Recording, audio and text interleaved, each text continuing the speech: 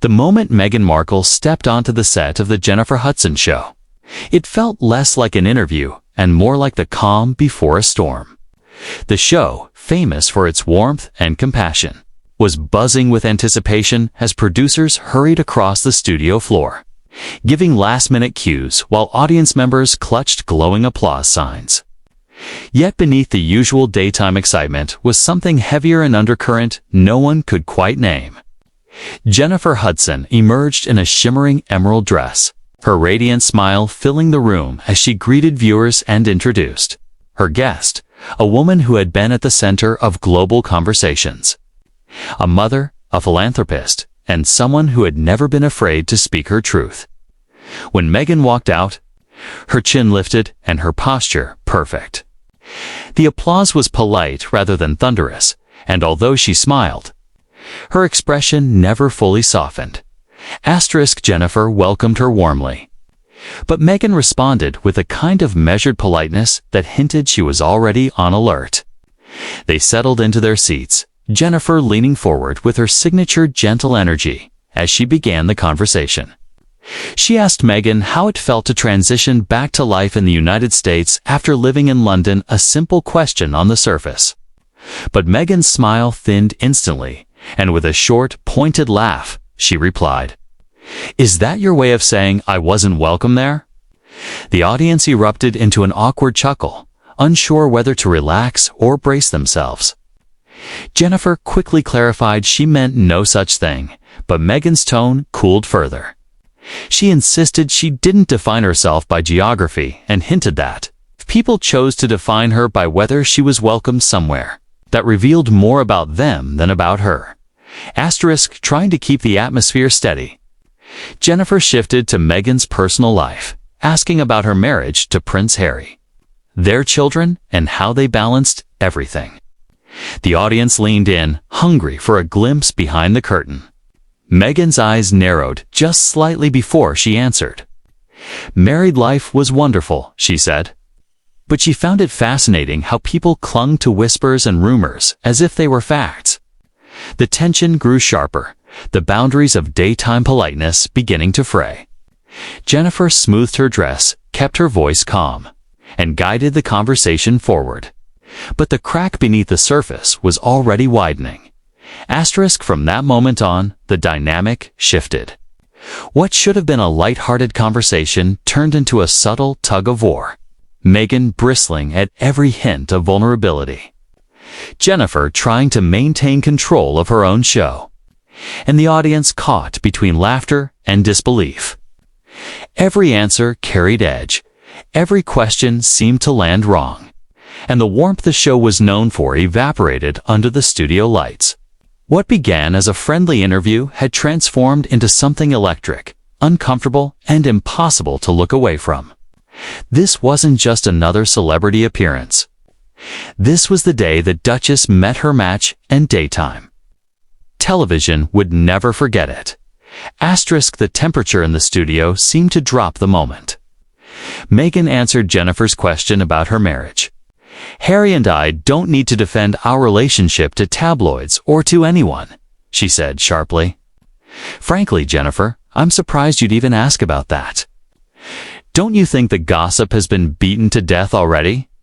Her tone sliced through the room, and a quiet chill settled over the audience. Jennifer's smile faltered for only a second before she recovered, laughing softly in an attempt to smooth out the tension. She reminded Meghan that the question wasn't meant as gossip audiences simply loved hearing about family life. Meghan leaned back, posture stiff, and replied coolly that the audience could rest assured she and Harry were perfectly fine and needed no one reading into baseless headlines. A murmur rippled through the crowd, reacting to the sudden edge in her voice. Jennifer, still determined to keep the interview steady, inhaled gently and shifted the conversation toward safer ground.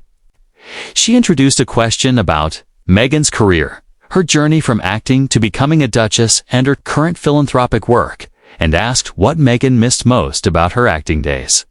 For the first time in the entire interview, Meghan allowed a small, wry smile to surface. But her answer was blunt. She missed nothing. Acting, she said, had been just a chapter, a stepping stone. She added that questions like that always felt like an attempt to remind her of the time before her life really mattered. Acting was fine, she continued, but her impact now was far greater.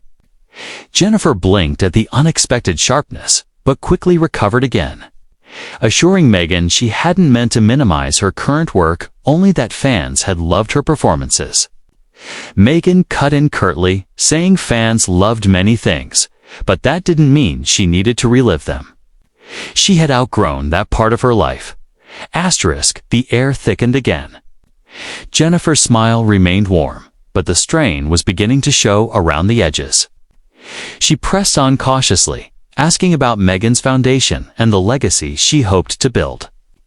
Meghan's tone grew lofty as she replied that legacy wasn't about cutting ribbons or posing for cameras, but about redefining societal values. She claimed many people, institutions, media, even entire nations were uncomfortable with her because she refused to follow outdated rules. Jennifer attempted to respond, but Meghan continued, asserting that if people couldn't handle that, it was their problem, not hers. Uneasy glances shifted through the audience, who were beginning to realize this was not the uplifting, inspirational interview they had expected. Asterisk Jennifer adjusted in her chair, laughing lightly but with a hint of steel. "You certainly don't hold back, do you?" she said. Meghan smirked, lifting her chin. "Why should I?" The camera panned over the audience's stunned faces, and somewhere in the control room, a producer mouthed, "This is about to get interesting." When the show returned from a commercial break, the atmosphere had changed completely. The applause sign flickered. But the audience no longer felt relaxed. They leaned forward, tense, bracing themselves for whatever might happen next. Asterisk Jennifer's radiant smile remained intact as the cameras zoomed in. But a clear determination glinted in her eyes. She welcomed viewers back and reintroduced Meghan with grace, listing her titles and activism work. Meghan crossed her legs, posture regal, gaze lifted as if addressing the audience from a throne. She thanked Jennifer and stated that it was important for people to hear the truth unfiltered. Jennifer nodded and attempted to start fresh with a simple, neutral question about Meghan's life in California after spending so much time in the UK, but Meghan stiffened immediately. "Is that your way of implying I wasn't accepted in England?" she snapped. The audience gasped softly. Asterisk caught off guard. Jennifer blinked but quickly regained her composure, insisting she meant no such thing. She was only asking about the contrast.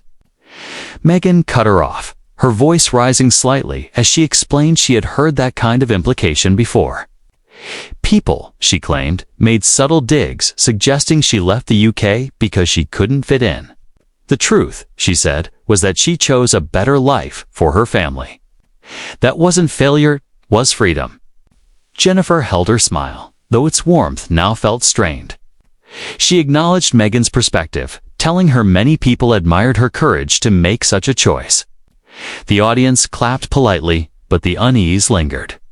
Hanging heavy in the studio air, Asterisk Jennifer pressed forward with careful calm, pivoting the conversation once more. "And how's life with Harry?" she asked brightly. People always want to know what's it like balancing such a high-profile marriage with family life. Meghan let out a cold, humorless laugh. "You mean the gossip, the endless speculation," she shot back. "Honestly, Jennifer, I would have expected you, of all people, not to pander to tabloid headlines. Harry and I are fine. More than fine. We're in love. We're raising 2 beautiful children. And unlike most people speculating about us, we actually know the truth." For the first time, Jennifer's smile faltered. "I wasn't asking about gossip, Meghan," she replied softly, though a firm undertone crept into her voice. "I was asking about your experience. That's something only you can share." Meghan folded her arms and leaned back with icy composure. "Well, my experience is private. Not everything needs to be dissected just because people think they're entitled to my life story. Asterisk, a faint murmur rustled through the audience as they shifted uneasily in their seats. Jennifer inhaled slowly, centering herself before moving on. "All right," she said with a small nod. "Let's talk about something else. A lot of viewers admire the way you've spoken openly about your time in the royal family. What do you feel you've learned since stepping away from that role?" Meghan's jaw tightened instantly. The mere mention of royalty seemed to irritate her. "What I've learned," she said, her voice dripping with disdain, "is that titles and institutions are meaningless if they don't serve humanity. People love to act like I should be grateful for having been part of that family. But the truth is, I outgrew them. Their world is outdated. I've moved on. And perhaps everyone else should too." A hush swept across the studio. Jennifer's poise remained intact, her hands folded neatly in her lap, though the fraying edges of her patience were beginning to show. "Some might say," Jennifer continued carefully, "that being part of that institution gave you a platform that helped amplify your voice. Do you feel any gratitude for that?" Meghan cut in sharply before she even finished the question. "Gratitude? Why should I be grateful for being silenced, for being scrutinized endlessly? Gratitude is a weapon people use when they want you to stay quiet and compliant. I've built my own platform now. I don't owe them anything." Gasps and whispers rippled through the audience. Jennifer's calm facade finally cracked. She leaned forward, her eyes narrowing just slightly. "All right," she said, her voice firmer. "Let's pivot again. There's been some chatter about your Netflix projects. Some reports suggested you asked for higher pay for the next season. Is there any truth to that?" Meghan's head snapped toward her, her tone venomous. "Excuse me? Do you really think I sit around negotiating gossip with tabloids? Netflix recognizes my value. If people want to frame ambition as greed, that's their problem, not mine. And frankly, Jennifer, I'd expect better from you than repeating baseless rumors." Asterisk, Jennifer inhaled sharply, her smile still present but now lined with unmistakable steel. "I wasn't quoting tabloids, Meghan," she said evenly. "I was asking you directly, giving you the chance to set the record straight." Meghan scoffed and leaned back in her chair. "The record is that I don't owe anyone an explanation for how I negotiate my worth. Least of all this audience." The room went silent. For the first time in her hosting career, Jennifer Hudson's legendary warmth gave way to something harder, firm resolve settling over her.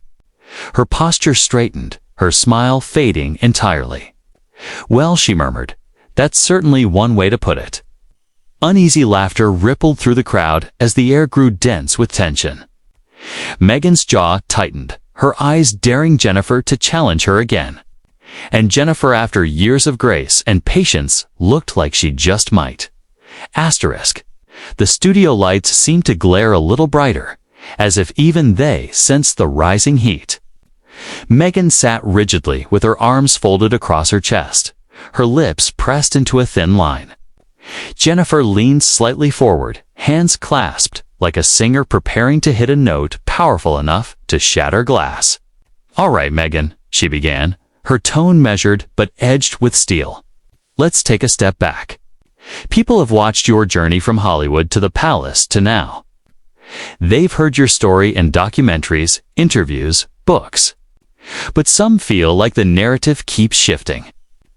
What would you say to those who think you've changed your story over time?" Asterisk. The audience leaned in, breath held. Meghan tilted her head, her voice cool and dismissive. "I'd say those people are too invested in dissecting me instead of looking at the bigger picture. I don't know anyone consistency when my lived experience has been complex.